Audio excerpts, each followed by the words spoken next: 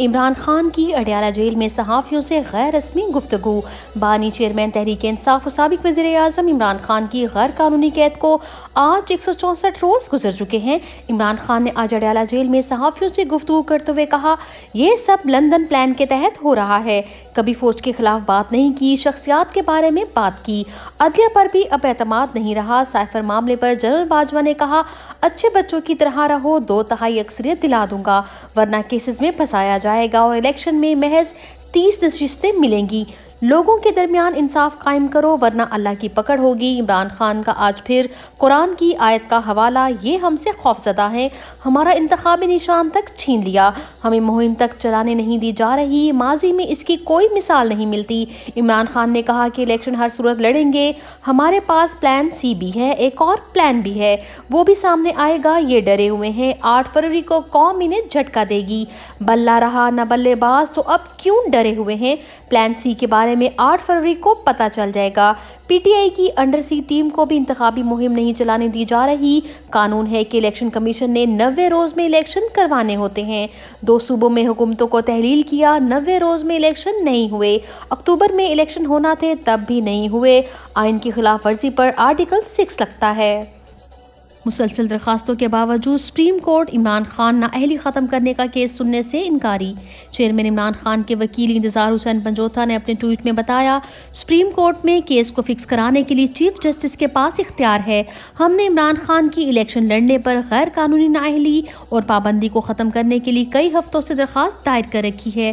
آج chief justice سے پھر سے درخواست کی گئی، لیکن ان کا بوکس ایک بار پھر سامنے آیا جب انہوں نے کہا کہ کل عدم اعتماد اور آج ریلیف لینے آئے ہیں۔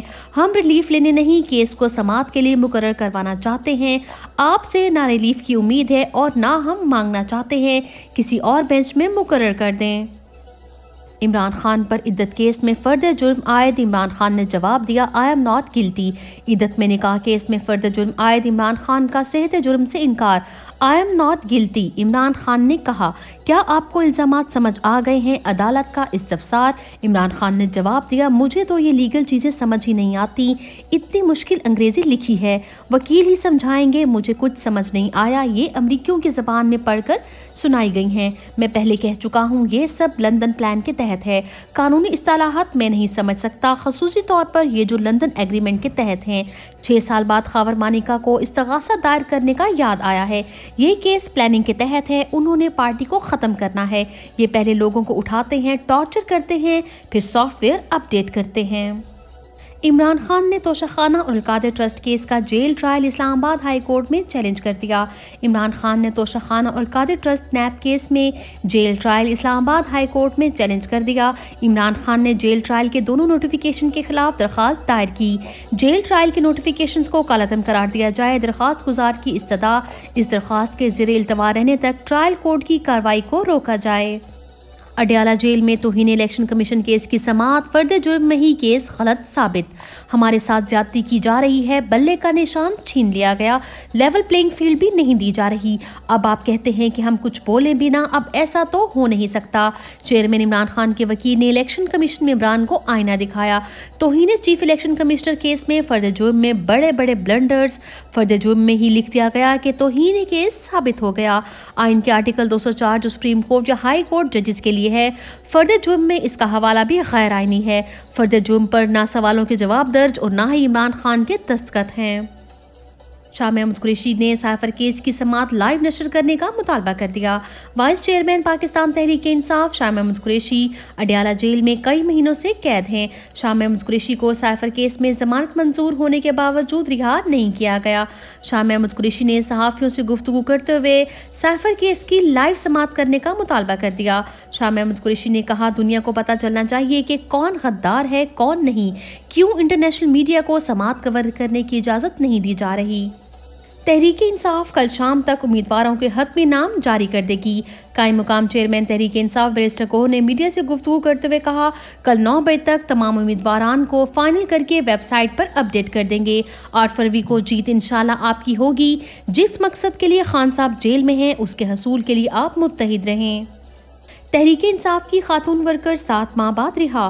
وکیل رہنما ایڈوکیٹ سلمان شاہد نے اپنے ٹویٹ میں بتایا، الحمدللہ ایک اور وعدہ وفا ہوا۔ 7 ماہ سے قید لیڈی ورکر سمیہ اسد الحمدللہ خیریت سے گھر پہنچ گئیں۔ سب سے بڑی خوشی کی بات یہ ہے کہ ان کی بیٹی ایمن اسد کی 21 جنوری کو شادی ہے۔ ایک ماں اب اپنی بیٹی کی شادی کی خوشیوں میں شریک ہو سکے گی۔ الحمدللہ ہم اپنا وعدہ نبھانے میں سرخرو ہوئے۔ آپ سب کا شکریہ جنہوں نے اس فیملی کے لیے آواز اٹھائی۔ انشاءاللہ ہم آخری ورکر کی رہائی تک اپنی کوشش جاری رکھیں گے۔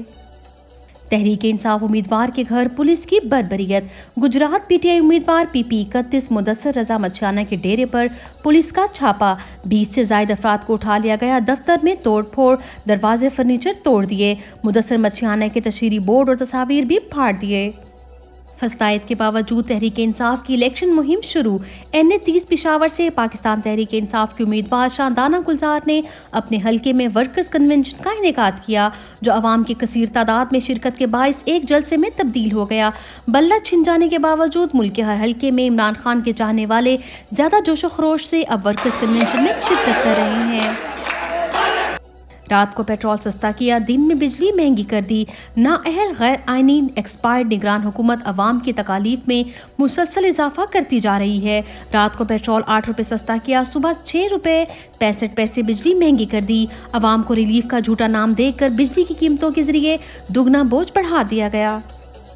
گوگل نے بھی پاکستان تحریک انصاف کو ملک کی سب سے بڑی جماعت تسلیم کر لیا۔ گوگل نے Google trends Pakistan general election کے نام سے ایک صفحہ متعارف کرا دیا۔ سرچ ٹرینڈز کے صفحے میں سب سے اوپر 63% کے ساتھ تحریک انصاف، باقی پارٹیاں کافی نیچے۔ سب سے مقبول پارٹی کو سپریم کورٹ نے الیکشن میں بطور جماعت حصہ لینے سے محروم کر رکھا ہے۔